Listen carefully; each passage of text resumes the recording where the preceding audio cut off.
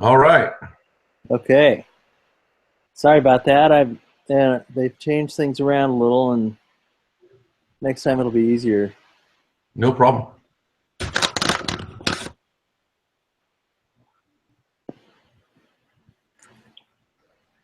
All right, so Yeah. we're going to talk about the rent the runway case, right? Yes. So I haven't been able to connect with anyone yet, so this is the first one I've done for this class. Me too. It's been hard to get people to. I don't like that they asked you to do it through the introductions because it's kind of a jumbled mess in there. So I Yeah, wasn't able to do it either. and it looks like our pace is going to be pretty quick. Like we've got these cases coming at us pretty quickly. Yeah.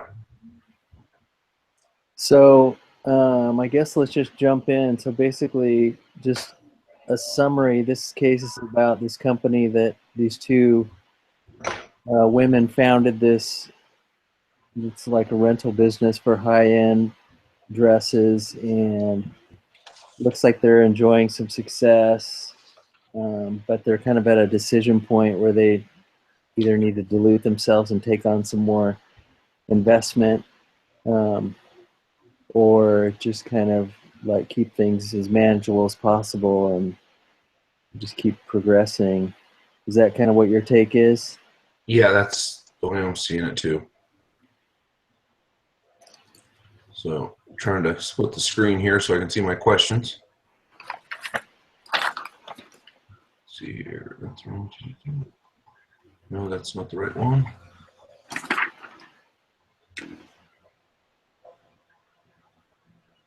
Okay. There we go. So yeah, what'd you think of this concept?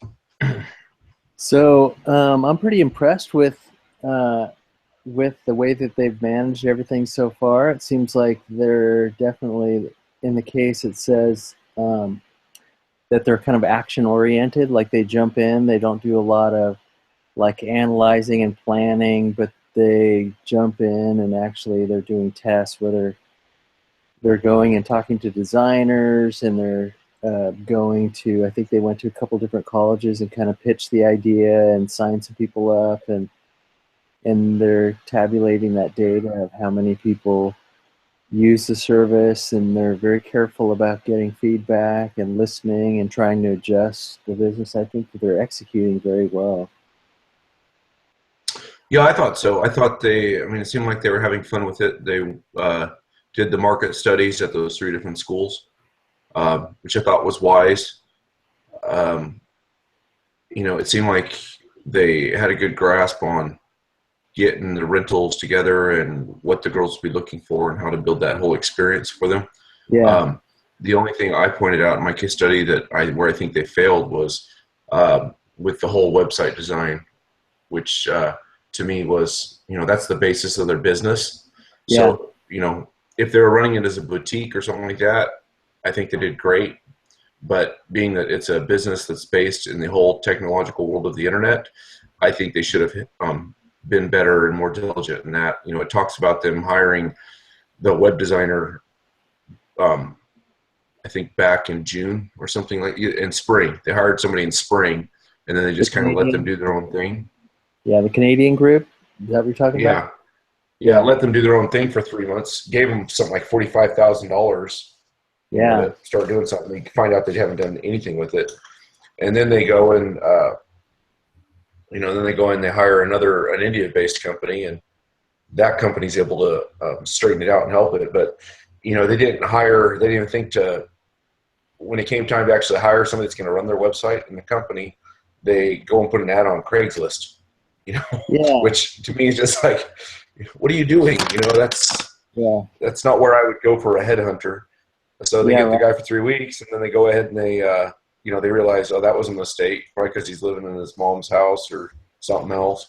Spends most of his days playing his video games, and then so then they finally hire the technical guy, and it's October, and this guy must have been a miracle worker because he's able to pull it together so they could get up and running by November 9th. But why wait until November to finally get somebody? Why the heck didn't they get somebody on their team for the whole technology part to be working with them while they're doing all their other testing, they're going to the campus sites and all that. Why didn't they have a technology person, Yeah.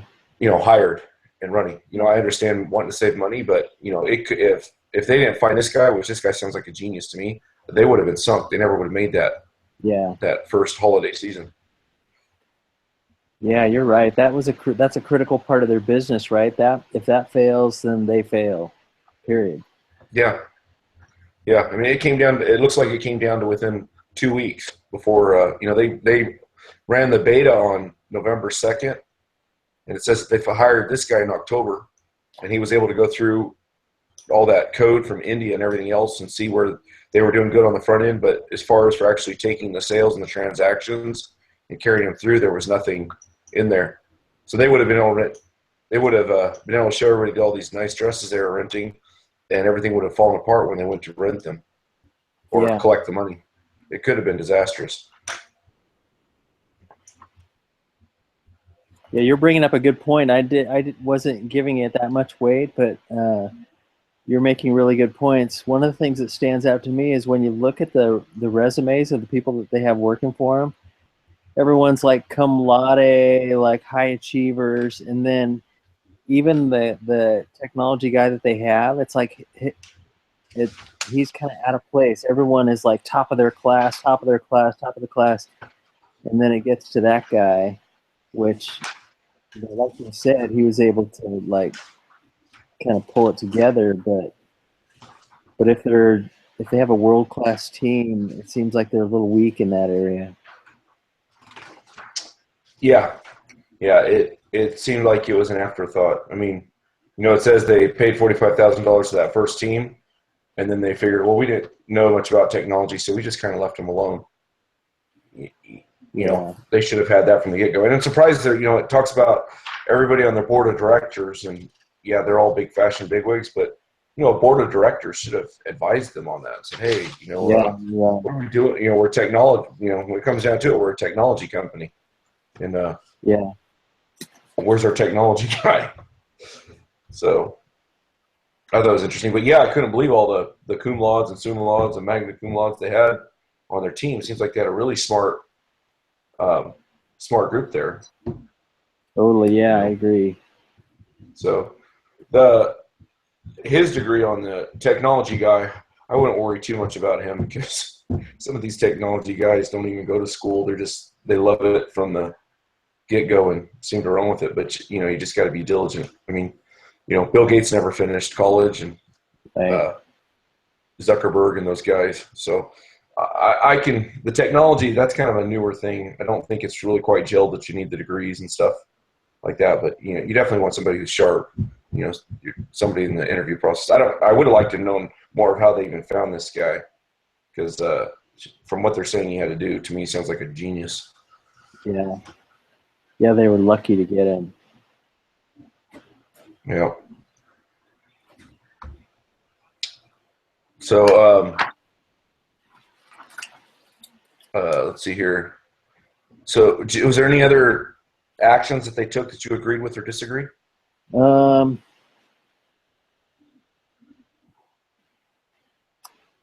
don't know. I was looking at. Did you do those calculations on what their break even and that kind of stuff? Yeah, I did.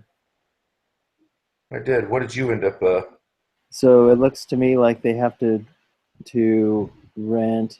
They have to do about 7.66 times before they break even. So is that what you're getting to? That is what I'm getting. Good. You make me feel better. So if I'm interpreting that correct, that means for every dress that they acquire, so I don't know how many thousands of dresses they have, because I think that the case said that they had like 160 different styles. Yeah, it said that they had, when they went into November, they had 800 dresses. Oh, 800. And they were able to build it to 1,000. And then they were thinking about trying to be to 5,000 by April. Okay. Is what it said. So it took a lot of gleaning to find that information. But yeah. Okay. So they ran all these numbers, they were at 800. Okay. So 800 times 7.66, that's like quite a bit of, man, that's a lot of action, but I think they have a viable model. Yeah, yeah, yeah. I was seeing here that they need to rent it 2.5 times per month. Um, Oh, that's what their average rental is because they rented it. They had 2,000 rentals the first month, and the number of dresses in their inventory at the time was 800. So that meant they were renting them an average of 2.5 times. So if that's the case, then technically they'd break even in about 3 months oh yeah, on yeah. those dresses if they're able to keep those numbers going. So I thought that was pretty darn good if they're able to break even that quickly. But you know, they were talking about being hesitant and slowing it down. And the other thing that made me wonder is they rented dresses like heck in November and December. Well, that's when you got the Christmas parties Oh, and all that stuff. yeah, You know, so to me, this month seems somewhat skewed, although it is their first month too. So you can take that into consideration that they did that good their first month.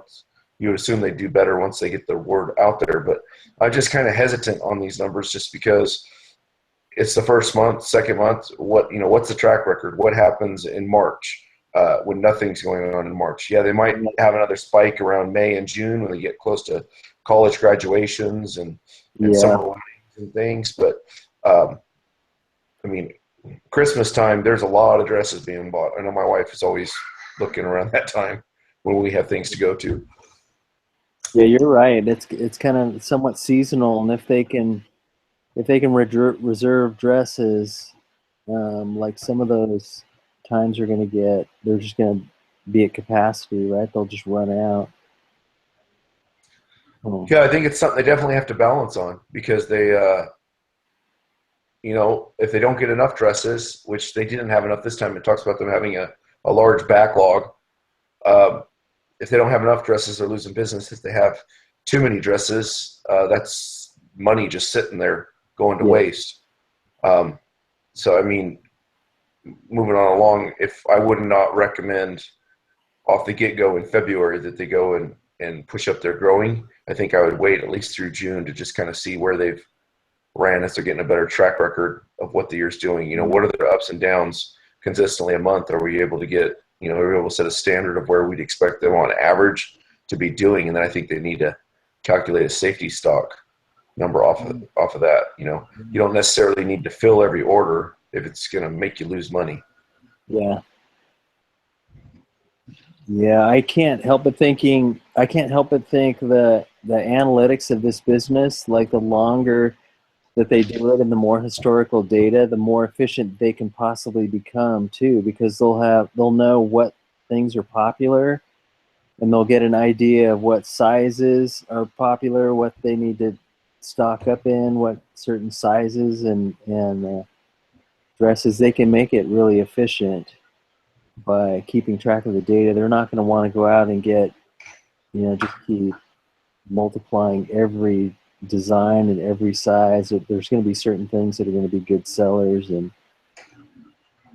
it's like a business that needs to have real careful analytics applied to it. Otherwise, you're just going to be wasting money. I agree. I My agree. I think analytics is going to be a key, thing. That's where Netflix had its success was with Yeah, its analytics and seeing what the viewing habits of what their customers were, and then when they didn't have a movie, they'd say, "Well, here we recommend this movie," oh yeah, I love Ghostbusters, 25-year-old movie, but the computer's able to identify that's what they like, and so these people are still renting and they don't lose a sale. yeah, If they could, that's I think analytics would be their next big push. That's where they're going to gain a lot of efficiencies and uh-huh. profitability. And I'm looking here. They say they have Brooke Hartman, director of Human Insights. So is it?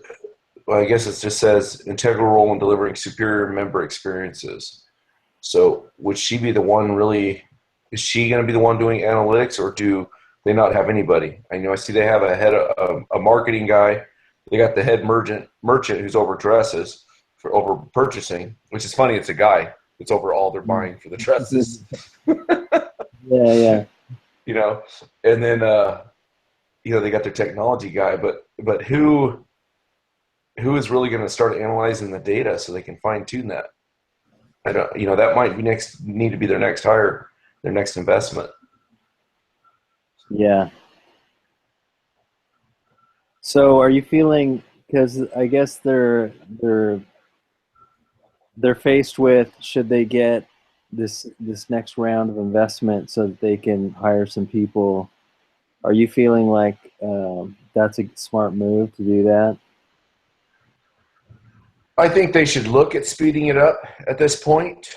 I mean, they're talking about jumping ahead an entire year of schedule, and I don't see the track record there.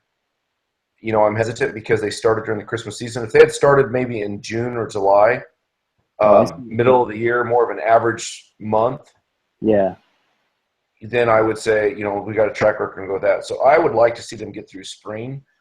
I'd like to see some analytics being run and see, if that is, where it's headed, where we think the volumes are going to be. Or is this just going to be like Halloween costumes? You get into the Christmas season and everything explodes, and then after that passes, you don't have anything. So if that's the case, then they need to look at a entirely different business model, something that's similar to what the Halloween store does, or something like that.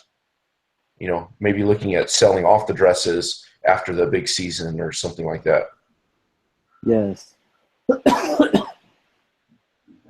How about you? What do you think?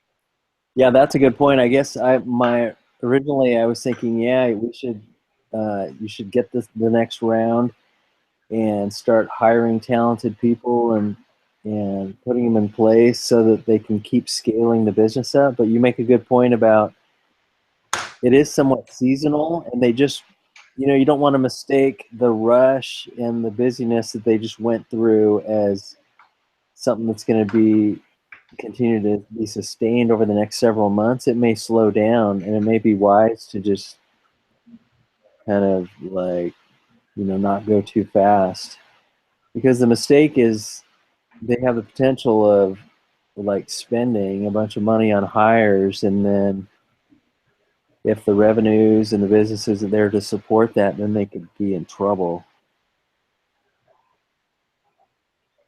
Yeah, I think a lot about the Krispy Kreme. The Krispy Kreme. I've seen them do this twice now in my lifetime. They have great success. They start going to these areas. They build all these stores. Yeah. And they just keep building so aggressively, and then their feet get out from underneath them. They fall, and they end up closing stores everywhere. And I think part of it is they're basing their sales off of the growth of, wow, we're a new donut shop in town, and so their numbers are based off of that instead of, this store's been up and running for 3 years, and the numbers have stabilized at this, so this is what we should be looking at. I think they keep throwing their new store numbers in there too quickly. When I've seen Krispy Kreme's open in the Modesto area twice. When the first time it opened back in late 90s, 2000, there was a huge line going on for 3 blocks, and it was that way for the first few months. Which you're making dough, you're making money there. You're making dough literally, and and then a few years later, the lines aren't there and they're out of business because everybody got sick of Krispy Kremes because they were just throwing them in your face everywhere.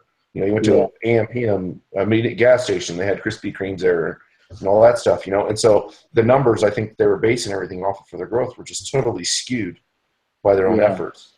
So, and I think that's what could happen here if they weren't careful. I would like to see the steady numbers. Now, I think they got to be cautious. Like I said, I don't think I'd wait too long. I think I would look at modifying the business plan and speeding up. I would definitely leave that as a possibility at this point, but I'd like to see the numbers a little bit more, and then maybe look at, instead of a year, doing it 6 months, see where we're at in 6 months and whether we should start increasing there. And I think I'd still be putting feelers out. I just wouldn't be aggressive in it while you're trying to formulate the plan. When I was looking up on this, just because I had never heard of this company before, and so I went ahead and did a web search on Rent the Runway to see if they were even in business, because you never know. But 80% of businesses fail in the first 5 years, and I found they were still going. They have an app on iPhone and all that stuff. But I stumbled across a story on Forbes, and this totally threw me off, that making me wonder where they actually decided on going, because I stumbled upon an article on Forbes of 2 Portuguese girls in Portugal One was like 22, there's 25, and they were starting the exact same business in Europe. Huh. And they were getting all these investors and all that stuff, and it was the big thing in Europe. And this is 2015. This is 6 years later. I'm thinking, and it actually mentioned Rent the Runway and how that they were big and successful in the United States, but they weren't in Europe. And I'm sitting here thinking, well, why the heck isn't this company in Europe? Even if those two girls didn't want to run it themselves, or why didn't they hire a North American team and a European team by now in doing it if they saw success, which apparently they did. And then the other key factor I saw is, the very first designer they met with, because it listed who their board members were and who their investors were. Yeah. And the very first designer they met with, her name was a Vaughn something. Diane von Furstenberg. Yeah. Okay, an influential fashion designer who is also president of the Council of Fashion Designers of America. She's one of the head investors in this. It's called was it Clear Chic or something like that? This is the European Chick by Choice. Yeah, the new company's called Chick by Choice, and she's one of the main investors in it. Wow. So it's like Rent the Runway totally missed their opportunity, 7 years down the road. Why weren't they in Europe? So obviously, whatever they decided on, they didn't build the team right or whatever, because they sure as heck didn't grow as they should have. Yeah. Especially, I would think Europe's bigger and formal wear than the United States. Yeah. Yeah, this is one of those businesses where there's no, there's no like patents or anything. It's all about how efficient you can run it. That's going to be your competitive advantage. That'll keep other people out. So there's no like intellectual property. But as I read through the case, I was impressed how these two girls seem to be nailing it. The way that they would meet with the designers, and they kind of changed their pitch to them over time to where the designers kind of saw the advantage that it would be to get their brand recognition out and into the hands of these women, and that may sell more dresses in the long run. I thought that was brilliant that they executed their plan like that. Yeah, I agree with you on that. I think they were pretty smart. I marked that in a few places where they were being very creative. When they first met with the Diane Vaughn, what's her name, they were actually trying to do a licensing thing where, well, you rent your dresses, you worry about getting them out there and all that stuff, and we'll just help you collect the money. And they realized that designers weren't going to sign off on that, so they adjusted their plan. They were flexible. And then they also talked about adding accessories and maternity wear and things like that was one of the things they were looking at that they saw opportunities in. Whether they went ahead and did that, I don't know, but that was something that they looked at. And the other two things I saw, they instead of going into these designer meetings and giving their pitch, they started asking questions. They asked for designers' advice and listened carefully to concerns about retail market cannibalization and brand dilution. And they found that in listening to the designers and retailers' objections, by the end, those guys were actually asking them and telling them, hey, you should go talk to this person and all that. And they ended up being a big help. Yeah. Instead of doing all the talking, they started doing the listening, which I've learned in my own life that helps a lot to just shut your mouth sometimes. Yeah, exactly. I found that too. I was like, wow, that's impressive that they were just listening. They were making a conscientious effort to listen and to approach every meeting to see what they could learn, right? That was awesome. Yeah. And then it also said, when they talked to designers, they said this is a way to put that girl in your dress and give her a powerful emotional experience. She gets compliments from the most important people in her life. Those compliments make her intensely loyal to your brand. She wants to own it. And maybe it doesn't hurt your brand to show it off on a 25-year-old rather than a 45-year-old. Rent the Runway is a gateway drug to designer fashion. I love that line. I thought that was very, very keen because, you start getting, a girl rents, one of these fancy dresses, I don't know the designer's name, or Michael Kors dress that's, coming up on $1,000, and everybody's telling her how great she is, and she had magical time of her life. She's gonna love Michael Kors. Anytime she can get something on Michael Kors, it's her Cinderella glass slippers. And Yeah. I thought that was, by putting it that way, I thought that's a great way for them to see it. And another reason is a 25-year-old, like the average 25-year-old, can't afford these dresses, but 45-year-old women can. But you can't really sell much by putting them on 45-year-old women and putting them out there. The dresses look better on the 25-year-olds. Yep. I totally. I read that same thing and highlighted it. I thought that was brilliant because they made it a win-win proposition for everyone, right? The people that are going to rent the dress and the designers should be part of it for those reasons. That was brilliant. Yep. Yeah. No, I was totally impressed with them from the start and stuff. It's the thing that makes me hesitant is that, cheating and looking at where they are now. I'm just kind of, I saw the fire in them as I read this thing. I think they made some mistakes on the technological part, but I think all in all, I think these girls were on top of it and doing good. I think all in all, they were doing well. And so I'm just kind of wondering, it seems to me from looking at where they're at now is, what made them lose the fire. Because, they couldn't, maybe they found the growth wasn't as big as they thought. But, I mean, the numbers are there to where they're still in business, they're still making money. So it would have made sense you're still going to try and grow your business. You might not grow as fast, but I would have figured that by 2016, they would have been growing into Europe and trying to develop these other markets.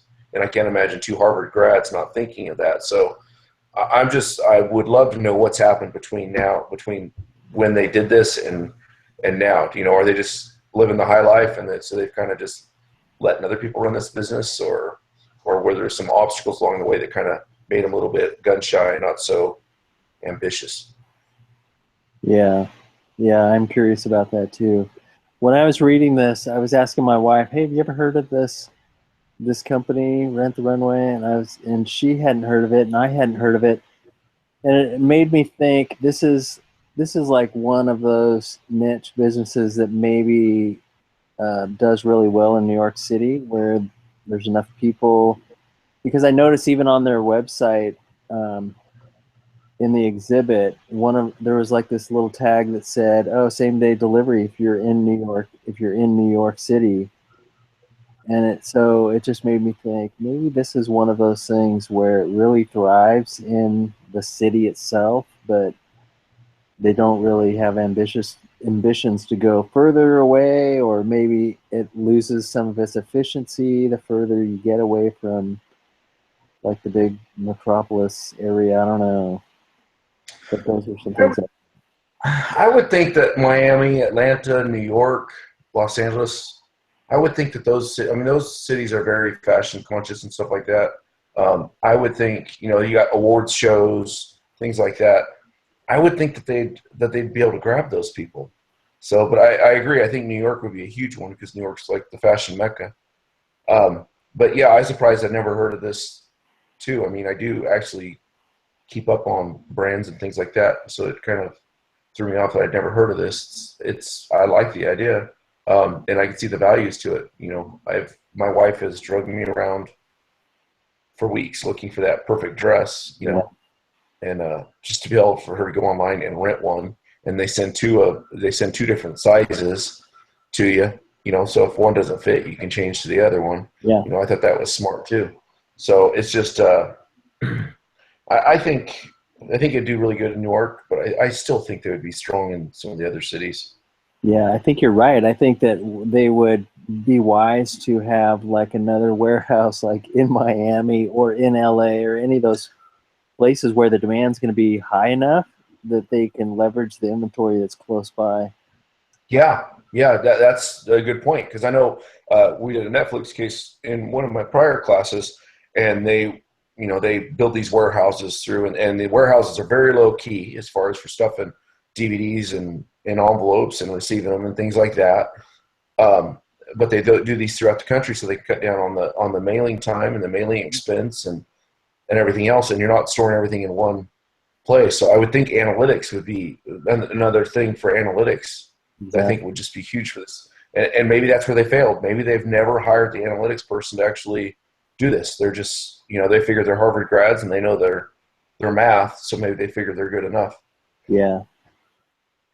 Yeah, I think that's critical, because if you do that wrong, then it's just costing you way too much. If you're not efficient, it's affecting the bottom line, right? Yeah, yeah. And I mean, at minimum in Los Angeles, I would think a warehouse in Los Angeles. I mean, there's a lot of fashion in Los Angeles. You got Beverly Hills there. I mean, they sell those dresses in that market. So Yeah. people covet those things. So they've got, you would think they'd have a warehouse there, but who knows? I don't know where they've gone with it. All right. Well, we talked about, so for our group discussion, we talked about kind of the timeline of actions. We talked about how many rentals are necessary to recover the cost.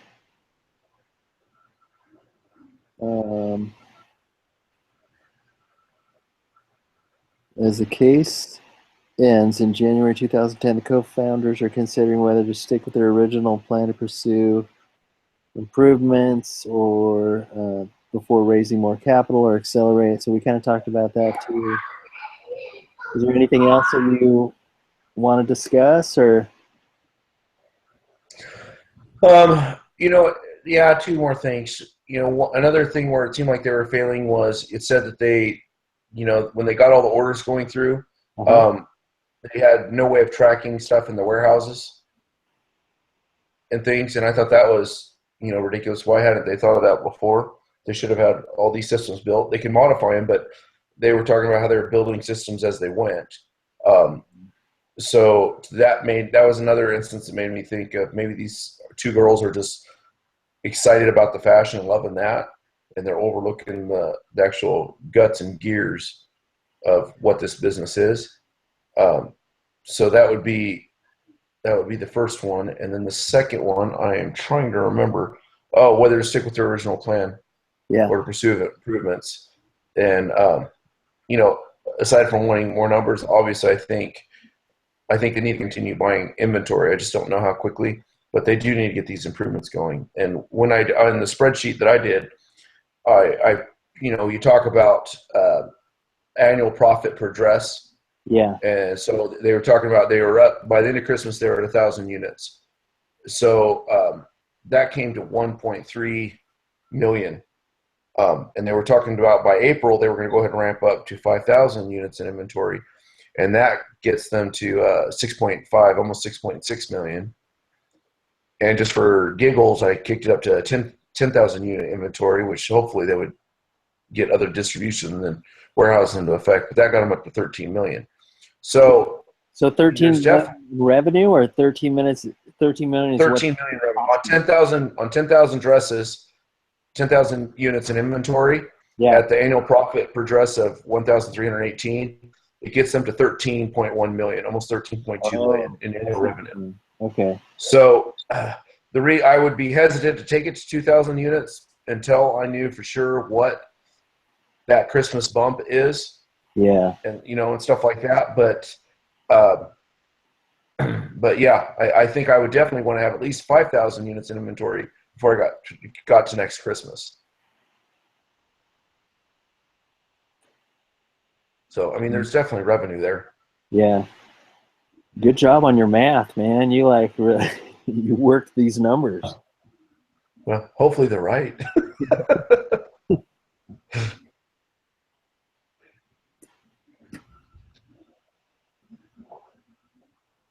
Well, I appreciate your input. This is good information. This is good to talk through these things. You made a lot of points that I didn't consider. I read through the case a couple of times, and I crunched the numbers, but it's great to get a different perspective on what someone else thinks they should do. That's good. Yeah, I appreciate all your input too. It's nice to get another set of eyes on it. Yeah. So I guess he's going to assign us to a group. So I appreciate you taking the time to meet on this day. I know it's not ideal, but I was I had to do something because I didn't want to like miss another time of meeting. So I do appreciate you making time available to do this today. No, I appreciate you putting it out there. I hadn't thought of just sending a mass email to everybody. I'm glad to. I was glad to see that pop up. I'm like, oh, great, because I was worried about the same thing. Yeah. Last week I talked it over with my wife a little bit, and I reported on that just so I could say, hey, show the teacher, hey, at least I'm trying. The way these groups started is not. I don't necessarily like it. I'd prefer the teacher did something different, but Yeah, me too. at least we're up and running now and all that. And I appreciate you sending that out and then responding back quickly. So thank you. Sure. Thank you. Okay. Right. Well, So we'll wrap up. yeah, sounds good. So you're going to go ahead and get this thing posted? Yeah. And I'll email you the link to it. And then I think there's a place where you post that too. So thank you, Michael. Appreciate it. All right. Thank you, Nate. Good luck. All right. Have a good evening. All right. Bye. You too. Bye.